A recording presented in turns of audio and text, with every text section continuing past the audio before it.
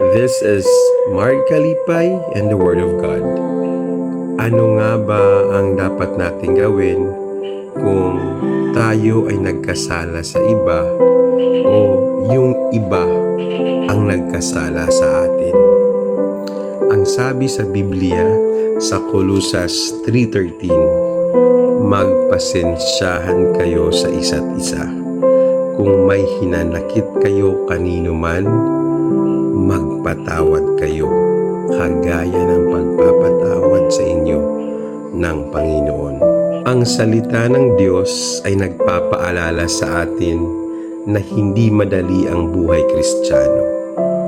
Dumadating tayo sa punto na nagkakamali, nagkakasakitan, nagkakaroon tayo ng sama ng loob. Pero sikapin nating hindi magtanim ng galit, sapagkat hinihikaya tayo ng Biblia na magtiis, habaan ng pasensya, lawakan ng pangunawa, at higit sa lahat, magpatawad.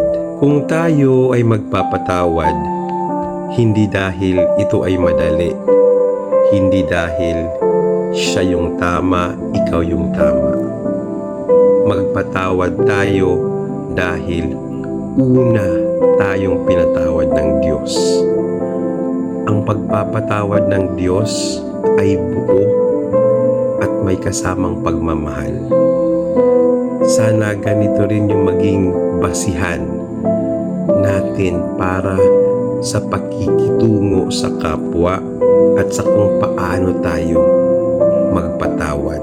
Sa ganitong paraan, mapapanatili natin ang kapayapaan, maaayos natin ang nasirang relasyon, at higit sa lahat, maipapakita natin ang tunay na pag-ibig ng Diyos sa ating mga buhay.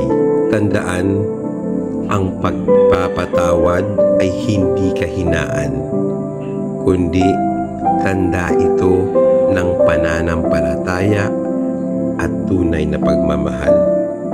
Once again, this is Mark Kalipay and the Word of God. Let's spread the gospel of the Lord. Ingat and God bless.